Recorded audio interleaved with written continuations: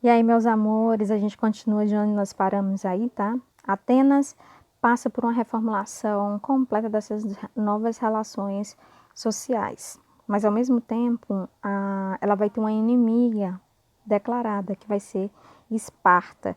Então, enquanto que Atenas vive um processo de democracia, onde aparentemente é para a maioria ter representatividade nos governos, a gente vai ter uma Esparta que vai ser uma sociedade estratificada e vai ter uma das principais qualidades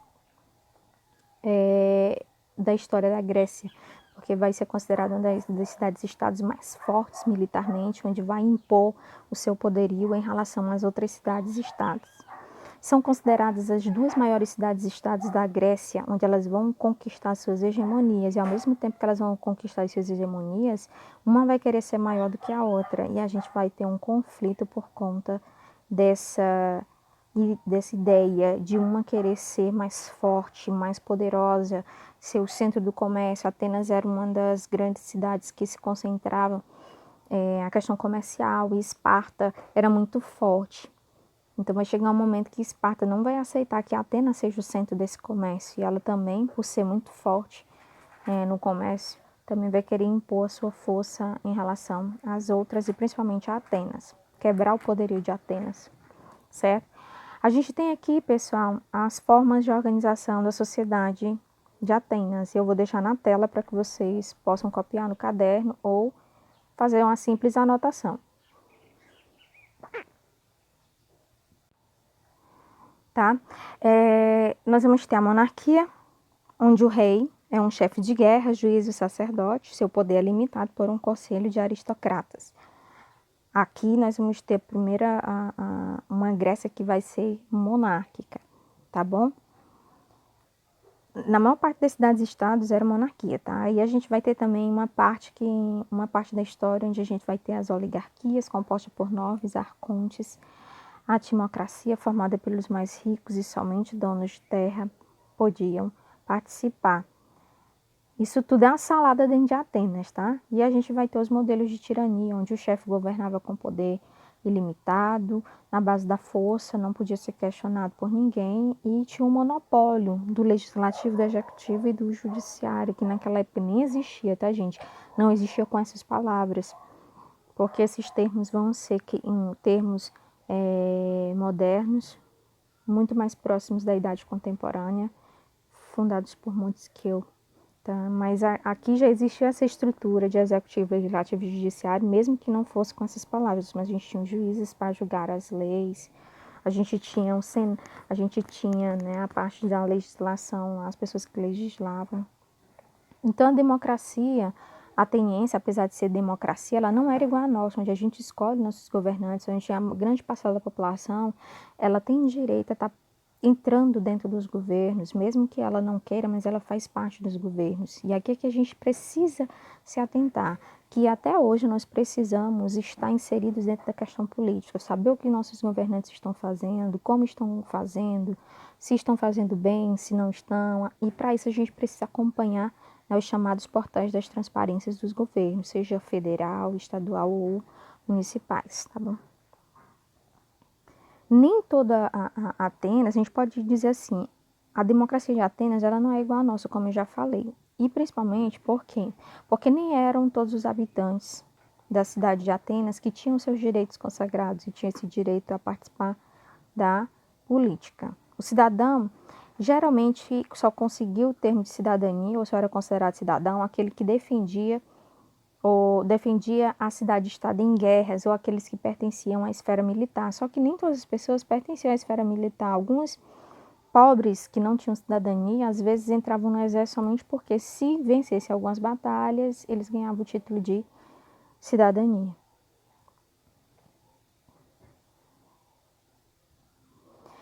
Gente, uma observação a gente precisa fazer, tá? Dentro dessa Grécia, quem tinha condição de manter os seus próprios armamentos podia participar, né, da arte militar. Mas até mesmo os pobres, muitas vezes, eles conseguiam arcar só para conseguir a sua cidadania. Eles arcavam com os seus equipamentos, porque isso a cidade também não dava, apesar de que as pessoas, os homens iam defender essa cidade, no caso Atenas, mas ela não dava muito alicerce para que esse homem pudesse ter o equipamento, a farda, então tudo isso era comprado. E como uma grande parcela da população queria esse direito à cidadania, eles faziam o possível para estar inserido dentro do exército. As mulheres e crianças, escravos e estrangeiros não estavam inseridos dentro de nenhum conceito de cidadania. As mulheres eram inferiores aos homens, diferente das mulheres espartanas, que eram iguais aos homens, e algumas mulheres poderiam até participar, né? Eram treinadas, algumas mulheres treinavam até arte de guerra. Então, assim, diferente da mulher ateniense, que era tida como sexo frágil, era tida como aquela para ficar no lar. A sociedade ateniense, vocês estão vendo aí, ela é dividida, né, as fases de Atenas, ela é dividida em 5 classes, que são fases também que a gente, são classes, né, fases não, tá gente? São classes que a gente estuda essa sociedade em detalhe. Primeiro, os eupátridas eram aqueles que em Roma vão ser chamados de nobres, aqui vão ser chamados de bem-nascidos, os donos das terras, que são os grandes proprietários de terras. Os geomores, ou mais chamados no ensino médio de georgóis, que são os pequenos proprietários de terras, não são os grandes, são os pequenos. Os grandes são os eupátridas. Aí a gente tem os demiurgos, que eram os comerciantes e os artesãos daquela sociedade.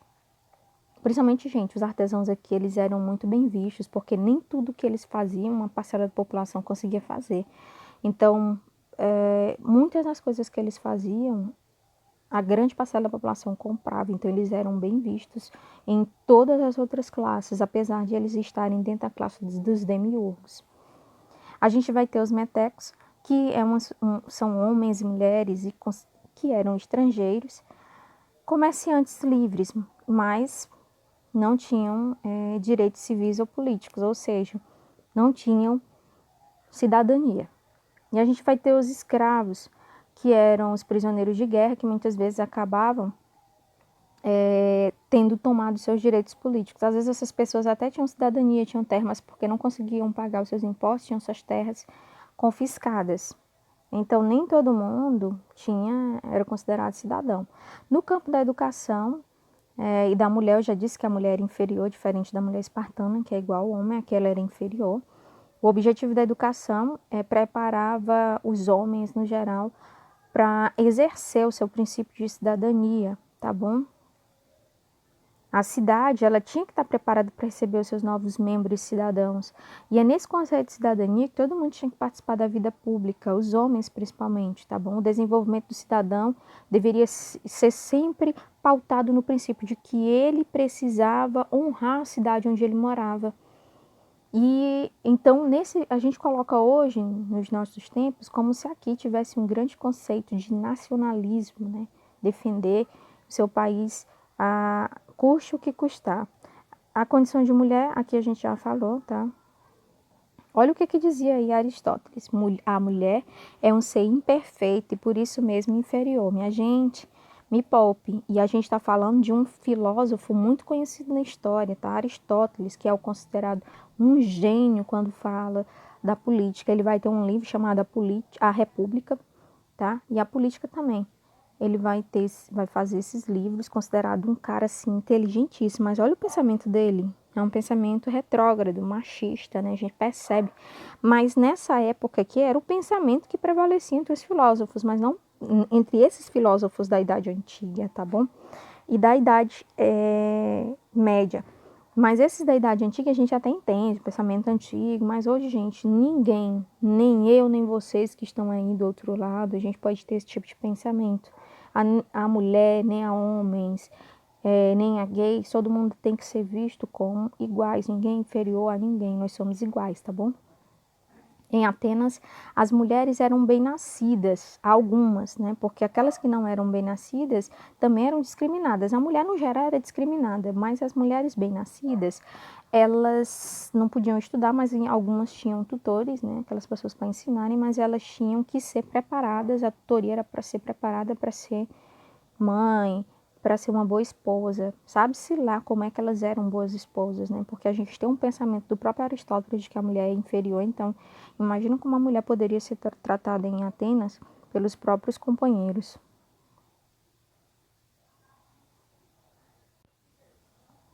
A sociedade espartana, ela é diferente, tá bom? Ela é dividida em 3 classes sociais distintas e cada classe vai chamar um pouco mais de atenção do que as camadas lá, as classes lá em Atenas, tá bom? Aqui a gente vai ter a formação dos espartanos, desculpa, periecos e dos ilotas. Quem eram os espartanos? Era a classe dominante, era a classe que tinha a maior concentração de poder. Os soldados que eram tidos como profissionais se dedicavam à política e à arte da guerra. Os periecos eram aqueles que produziam para todo o restante da população ter alimentos. E aqui se englobavam os comerciantes e os artesãos, tá bom?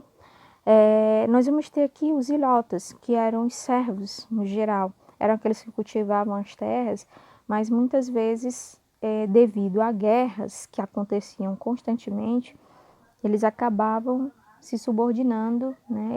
Eles, como eram servos, eles participavam da guerra por conta dos periecos ou nesse caso, né, nem ganhar título de cidadania, porque em Esparta todo mundo era tido como cidadão. Mas nesse caso aqui, eles escoltavam, eles participavam das guerras escoltando as 2 classes aí, os periecos e os espartanos. E tinham que participar. No caso de Esparta, gente, diferente de Atenas, era muito comum todo mundo participar da guerra. As mulheres também não eram tidas como sexo frágil, como em Atenas. As mulheres eram sexo frágil, as mulheres espartanas não eram sexo frágil, tá bom? Em Esparta, a educação das crianças era tarefa do Estado e tinha como finalidade a preparação do indivíduo para a guerra. Como eu estou falando, aos 7 anos, as crianças espartanas, as mães quando tinham seus filhos já sabiam que aos 7 anos os filhos já iam para as escolas de guerras e eles já eram educados para, desde criança, né, saber, pelo menos, segurar uma espada. Então, eles já vinham com esse conceito de espada, de lutar. Então, mesmo que as mães sofressem pela distância dos seus filhos, algumas dessas crianças, pessoal, para serem treinadas, eles passavam, quando chegavam na adolescência, eles eram colocados em campos, e esses campos eram na alta estação, né, que é considerada lá para eles baixa estação, inverno rigoroso. Então, assim, essas crianças e adolescentes eram colocados em campos sem roupas para testar a capacidade de eles de sobrevivência. Então, era um treinamento extremamente rigoroso, né? À toa que era o exército mais temido de todas as cidades e estados. A educação feminina limitava-se a fazer das mulheres mães de crianças saudáveis, mas em compensação as mulheres tinham uma certa, como eu já falei, né? Elas eram mais bem vistas do que as mulheres atenienses. Os maridos passavam a maior parte do tempo nos quartéis, elas eram mais livres, então elas assumiam, se o marido estava em período de guerra e tinham terras, eram as mulheres que administravam as terras dos maridos, então elas ficavam nos lugares dos homens.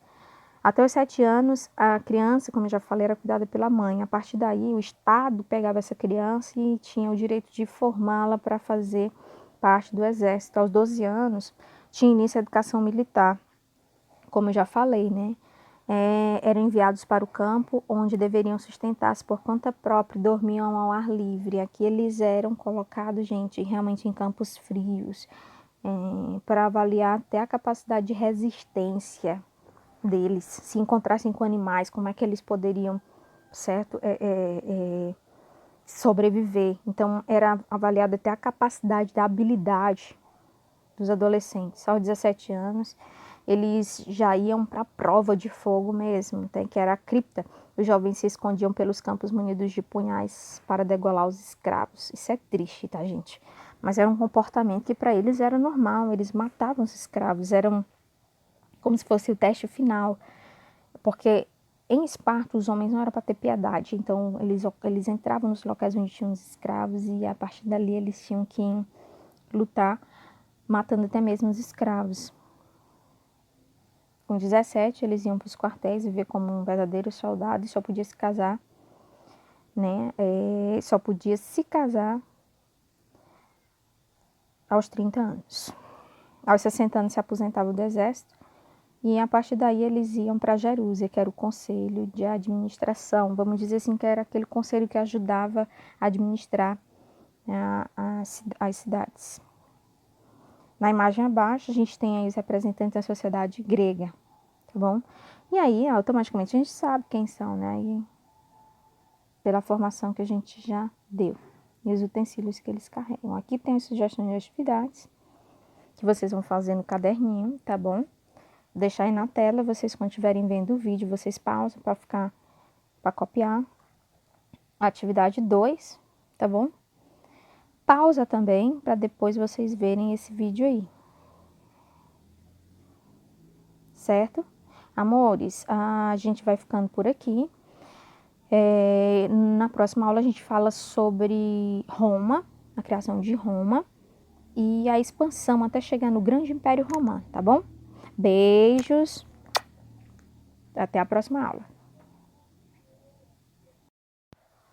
E aí, meus amores, estou com muita saudade, mas a partir de hoje nossas aulas passam a ser online, tá bom?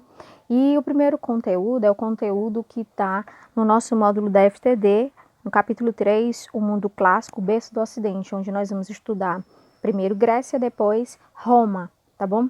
Então, na Grécia a gente vai ver os aspectos culturais, econômicos e sociais. A gente vai ver um pouco uma introdução, tá bom?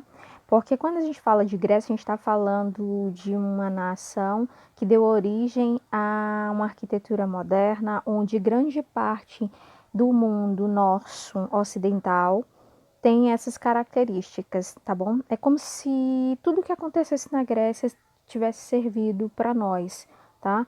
Desde os fundamentos religiosos, os fundamentos políticos, a própria história e a questão cultural mesmo dos gregos, tá bom? A gente tem aqui um fenômeno da religião, onde os gregos eles eram politeístas, lá que tem a ideia da mitologia, que nasce, né, o conceito da mitologia, e a partir daí as famílias tendem muito a ligar a proteção delas mesmas aos deuses mitológicos. Esses deuses, todo mundo, mesmo aqueles que ainda não viram em detalhe, sabe que esses deuses são aqueles, né? Hera, Poseidon, Hades, Atenas e os três maiores, que é Zeus, Poseidon e Hades. É nessa Grécia que nós vamos ter o surgimento da filosofia, né? A palavra filosofia com Pitágoras e a análise dos primeiros filósofos, que são os sofistas, que mesmo que não ensinassem a filosofia como deveriam, né? Porque estava a serviço das grandes autoridades, nós vamos ter o surgimento também de Sócrates, que vai se contrapor às ideias dos sofistas, mostrando à população o tanto que eles são, o tanto que a população é importante na fiscalização das obras públicas e na fiscalização dos governos que por lá tinham, né? Aqui nós temos os dois filósofos que vão se desempenhar bastante nessa sociedade, vão entrar na história da Grécia, né? Sócrates, que vai ser aquele que vai ser condenado a beber cicuta, porque o tribunal na Grécia vai levá-lo acusando de que ele era contra as autoridades. Na verdade, ele não era contra as autoridades, ele alertava a população pela necessidade de que essa população grega tinha que realmente buscar os seus direitos e ficar fiscalizando as obras e não acreditar em tudo que os governantes falavam. É nessa mesma Grécia que nós vamos ter também Platão, que vai ser discípulo de Sócrates. Após a morte de Sócrates, Platão assume praticamente algumas ideias de Sócrates e a partir daí a gente tem uma difusão maior dessa filosofia, tá bom? A gente tem o surgimento dessa Grécia do teatro, né, que surge nas grandes cidades, nas chamadas acrópolis gregas. E vocês precisam entender bastante Grécia para poder entender Roma, porque essa Grécia, com todas essas caracterizações, ela vai ser dominada pelo Império Romano. E ao ser dominada pelo Império Romano, algumas características dessa Grécia passam a ser características do Império Romano. Aqui a gente tem a literatura, o surgimento da literatura, né, com os escritores Trágicos, Sófocles, Eurípides e Ésquilo, tá bom? O que vocês mais vão estudar vai ser Sófocles aqui, né? Que é aquele que conta a lenda, o mito de Édipo Rei, tá bom? O principal cômico aqui vai ser Aristófanes, autor de A Paz e as Vespas. Aqui vocês podem até pesquisar no YouTube, tem ele, tá bom? A Paz e as Vespas. Essa Grécia é o berço do surgimento da história, né?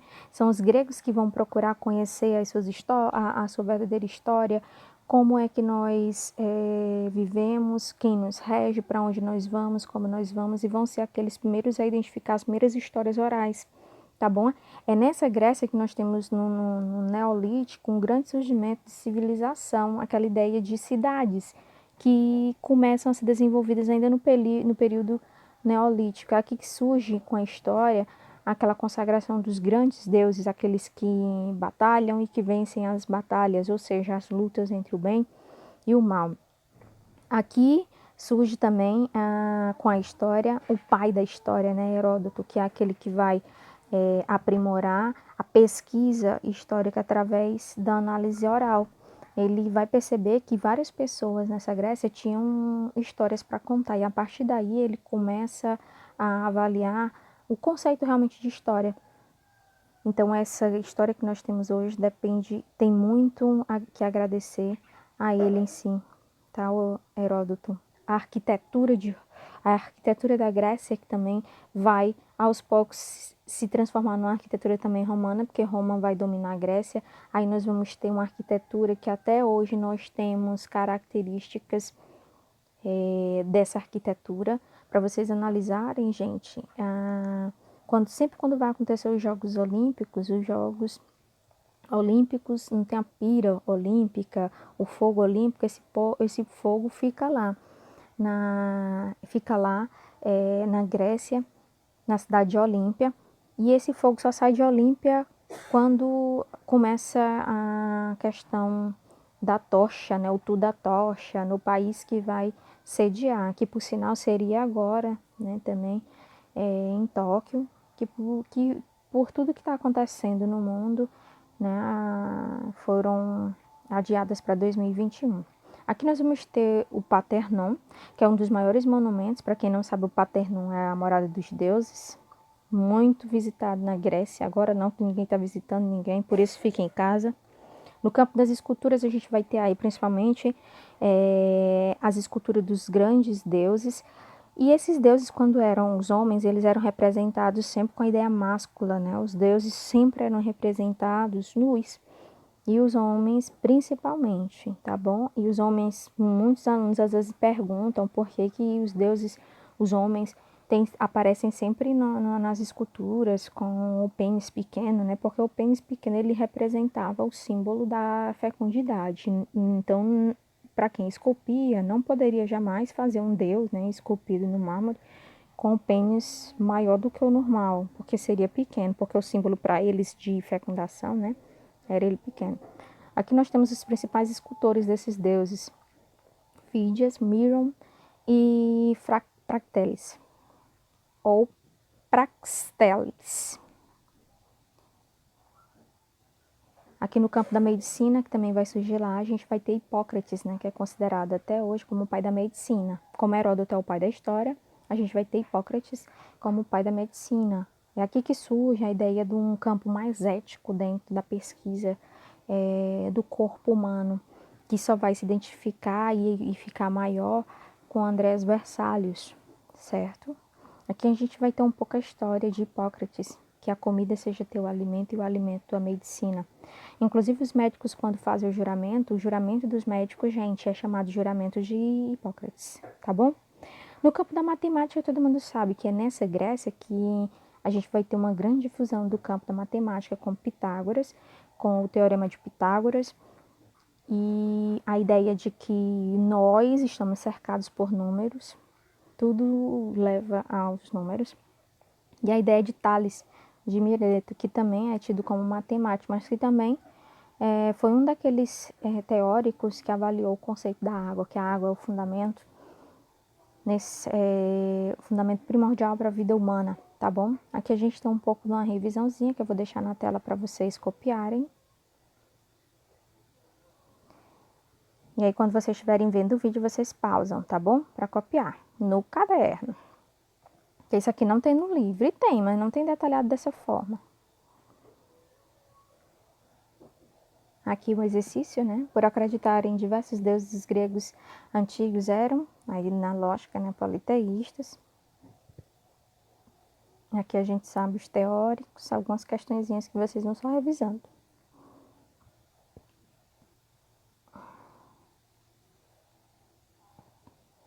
No campo da arquitetura, né? Os 3 estilos que mais predominavam na Grécia.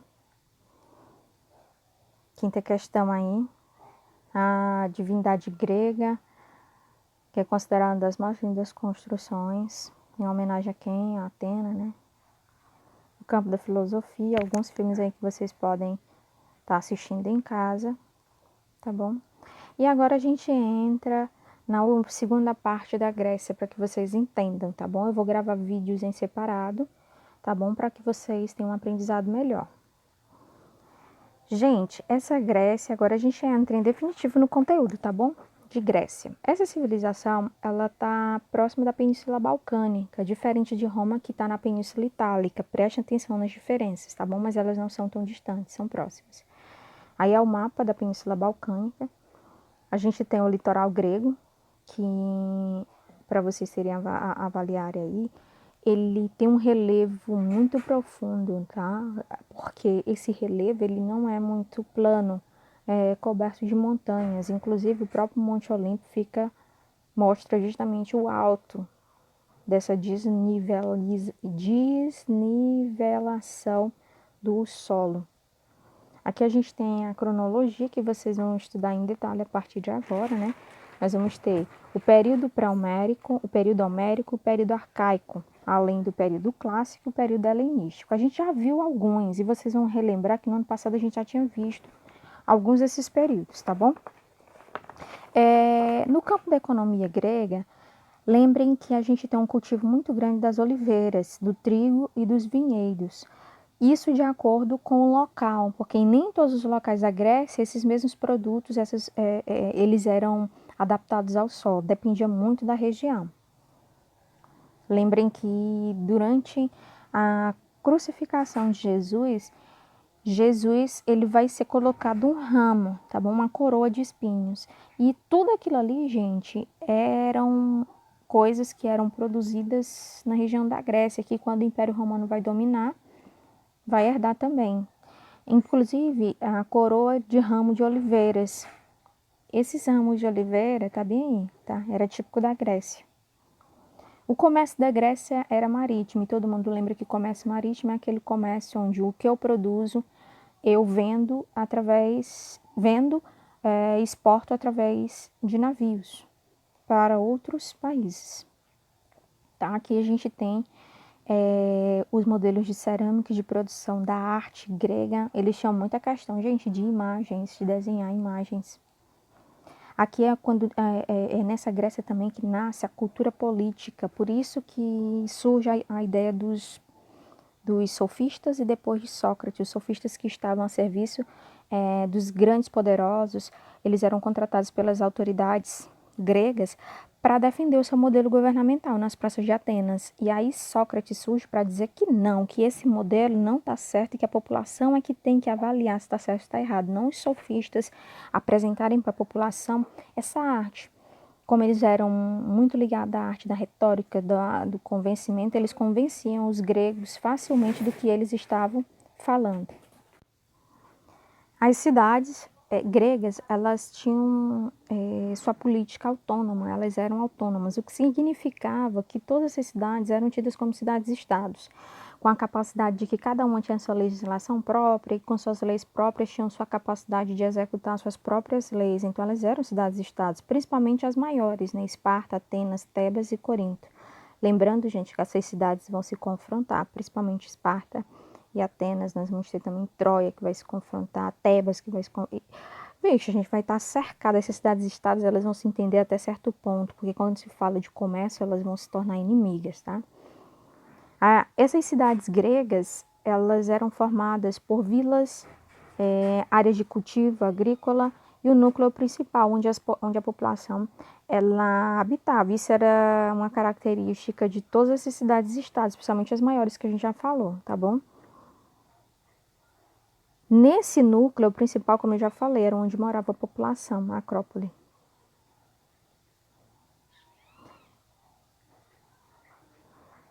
Aqui nós temos um pouco, tá?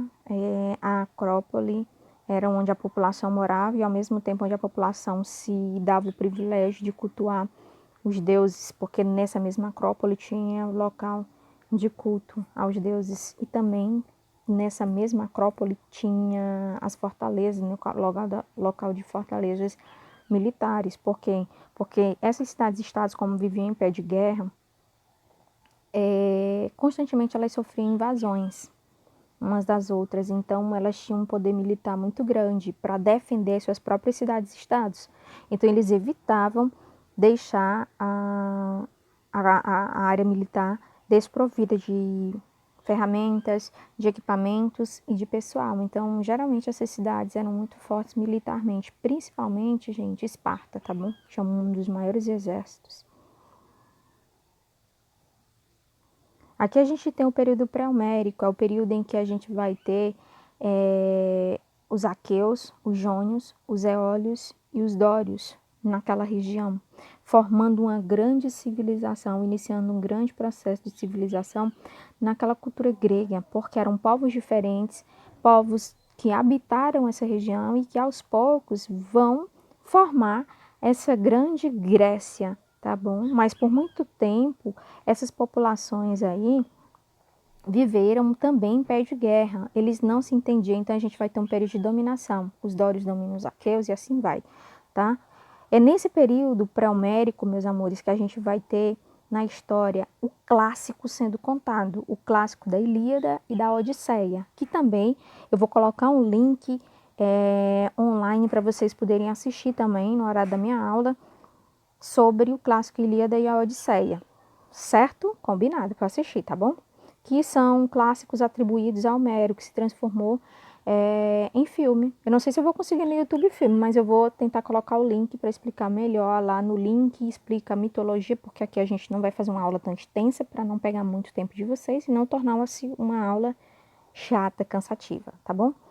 A organização social dessa Grécia, ela passa a ser coordenada pelos gênos. E aí eu quero que vocês entendam porque os gênos eram grandes famílias, era uma família muito grande, mas era administrada pelo mais velho, vamos dizer assim, tá bom? Eram grandes famílias formadas por tios, primos, sobrinhos, que moravam todos ali no mesmo local. E as terras eram em comum acordo, tudo que eles produziam era servido de forma igualitária, certo? Esses genos, eles começaram a ter problemas e entrar em colapso quando a gente vai ter atritos pela dominação da posse da terra. Vai chegar um momento que esses genos, a população vai aumentar muito e aos poucos o que se produzia para esses genos vai ser insuficiente para o tamanho da população. E aí a gente vai ter problemas de desabastecimento, ao mesmo tempo em que a gente vai ter guerras por dominação do campo, porque a gente vai ter conflitos, porque nem todo mundo, mesmo estando ali nos genos, tendo áreas para se plantar, mas nem todo mundo tinha o direito ao plantio. Então aqui a gente vai ter guerras pelo domínio da terra, porque todo mundo vai querer ter o direito de ter sua própria terra para plantar, porque se faltou alimento é porque poucas pessoas estavam produzindo. Então todo mundo vai querer produzir para que não falte mais alimento. E é aí que a gente vai ter o problema das guerras envolvendo a posse de terra, porque todo mundo vai querer o seu pedaço de terra para não mais passar por situação de ter que ficar sem ter o que comer. Como consequência, essa terra foi aos poucos, né, se transformando numa propriedade privada, porque aquele que era mais forte vencia, ficava com a terra, e aos poucos as pessoas que estavam naquela terra dominada passavam a ser, né, funcionários ou até mesmo escravos do dono da terra. Então, aqui inicia-se uma ideia que vem até os nossos dias, a ideia da propriedade privada.